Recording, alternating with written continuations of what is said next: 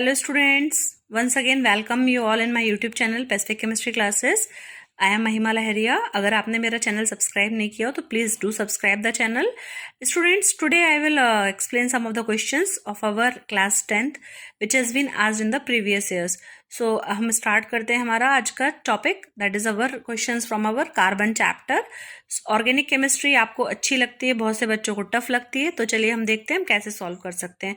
तो ये 1 mark question पूछा है, name the functional group present in the propanone. So student, what is this propanone? I guess if आपने functional group का nomenclature पढ़ा होगा तो आपको पता होगा ये हमारा क्या होता है, प्रोपेनॉन. तो हम इसका पहले तो देखेंगे कैसे हम इसका स्ट्रक्चर ड्रॉ कर सकते हैं. तो इट इज़ वेरी सिंपल. कितना दिया है यहाँ पे? प्रॉप मीन्स क्या होता है? 3 कार्बन्स है ना. तो आप पहले तो सिंपल आपको क्या करना है, 3 कार्बन्स अटैच करना है. अब ये जो ओन लगा है, ओन मीन्स कौन सा फंक्शनल ग्रुप रिप्रेजेंट कर रहा है? ये कीटोन. ओके, तो कीटोन फंक्शनल ग्रुप क्या होता है हमारा? डबल बॉन्ड के साथ में जब ओ जुड़ा रहता है. Okay, so now what you have to do. अब हमको क्या करना है, इस कार्बन की वैलेंसी कंप्लीट करनी है. तो कार्बन की वैलेंसी कितनी होती है? हमेशा जब भी आपने कार्बन को देखा होगा बच्चों, तो कैसे देखते हैं हम? इस टाइप से 4 बॉन्ड्स इसके आसपास होते हैं ना. तो जब ये कार्बन को देखेंगे और हम इनको हाइड्रोजन से कंप्लीट करते हैं, तो अभी इसके पास कितना है बेटा? केवल एक ही बॉन्ड है. तो हम यहाँ पे क्या करेंगे, 3 हाइड्रोजन्स को और अटैच कर देंगे. तो क्या हो जाएगा ये? CH3. अब सिमिलरली ये जो हमारा कार्बन है, इसके साथ कितने बॉन्ड्स आपको दिख रहे हैं? 1 2 3 and this is our 4th. Means ये जो कार्बन है हमारा, इसके पास 4 कंप्लीट वैलेंसी, इसमें हमको कोई हाइड्रोजन नहीं जोड़ना है. सिमिलरली हम ये लास्ट वाले कार्बन को देखेंगे तो यहाँ पर भी हम बॉन्ड कंप्लीट करते हैं, वैलेंसी कंप्लीट करेंगे हाइड्रोजन्स को ऐड करके. तो अब क्या स्ट्रक्चर बन गया आपका? आपके पास स्टार्ट नेम क्या दिया था? प्रोपेनॉन. तो फंक्शनल ग्रुप हमारा कौन सा आ रहा था? ऑन. तो ये किसके लिए आता है हमारा बेटा? किसका सफिक्स होता है? कीटोन का. तो हम क्या लिखेंगे अब इसको? CH3 C double bond O and this is our again CH3. Now this compound name is propanone. The functional group present in the propanone is ketone. कौन सा functional group कहलाता है ये हमारा? ketone functional group. I hope this functional group, अगर आपने functional groups learn करे हैं तो ये हमारा कौन सा functional group कहलाता है? कीटोन. ओके, अब इसका हम IUPAC नेम होता है प्रोपेनॉन, क्योंकि जब भी हम IUPAC नोमेनक्लेचर करेंगे तो हमको क्या नेम देना है बेटा? जो हमारा 3 कार्बन्स हैं, तो we are using the prefix prop and our functional group. Okay, so the name is propanone is the IUPAC. अगर हम इसका कॉमन नेम देखेंगे तो इसका कॉमन नेम क्या हो जाएगा? इसमें कितने कार्बन है हमारे पास? कौन से ग्रुप्स जुड़े हुए हैं इस कार्बन से? Methyl group.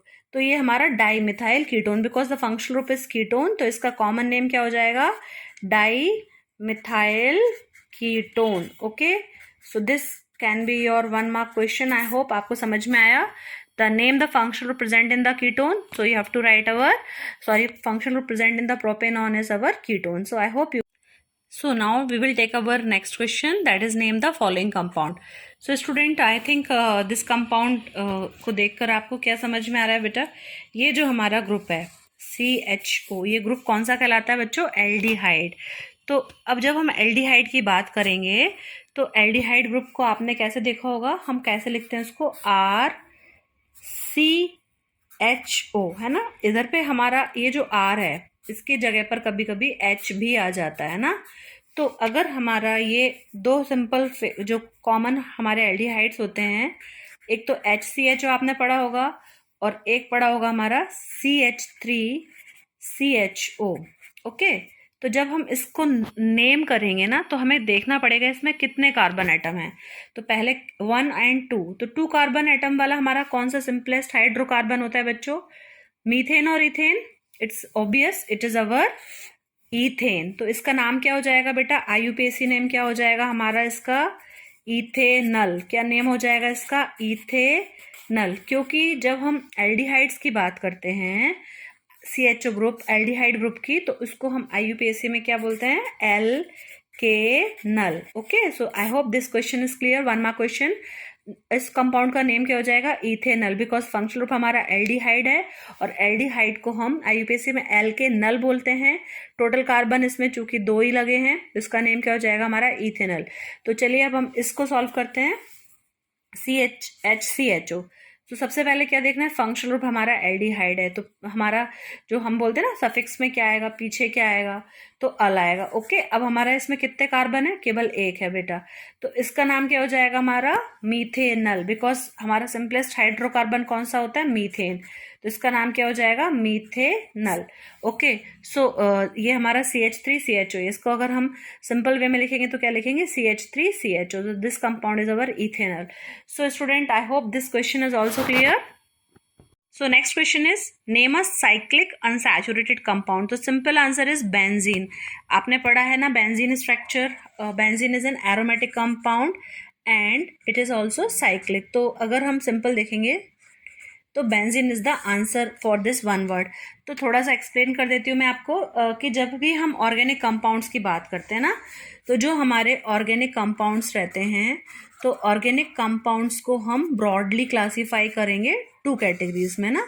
पहला कैटेगरीज को हम क्या करेंगे बेटा, ओपन चेन है ना, open chain compounds, and second categories को हम क्या करेंगे, हमारा क्लोज्ड चेन कंपाउंड है ना, क्लोज्ड चेन। अब जब हमारा ओपन चेन होंगे तो इसमें आपने पढ़े ना हाइड्रोकार्बन्स, तो इसमें हम क्या पढ़ते हैं, सैचुरेटेड और अनसैचुरेटेड। तो हमारे जो सैचुरेटेड हाइड्रोकार्बन्स होते हैं उसमें हम क्या पढ़ते हैं, एल्केन्स पढ़ते हैं, है ना। सैचुरेटेड में कौन से कंपाउंड्स आएंगे हमारे, सैचुरेटेड हाइड्रोकार्बन्स में हमारे कौन से आते हैं, सिंगल बॉन्ड वाले, जो हमारे एल्केन्स जनरली आप बोलते हैं जिनको। ओके, एंड हमारे जो अनसैचुरेटेड वाले रहते हैं उसमें कौन से आते हैं, हमारे अनसैचुरेटेड वाले में आप पढ़ते हैं हमारे डबल बॉन्ड और triple bond, means alkene and alkyne, alkene and alkynes, जिसमें YN पीछे आता है ना। अब हम आते हैं क्लोज चेन कंपाउंड्स की तरफ। तो क्लोज चेन कंपाउंड्स हमारे कौन से हो जाएंगे, ये 2 टाइप्स के होंगे। तो बच्चों इसमें आपको ध्यान रखना है, क्लोज चेन में 2 टाइप्स कौन कौन से होते हैं। पहला होता है हमारा एलिसाइक्लिक, एलिसाइक्लिक, और एक होते हैं हमारे एरोमेटिक।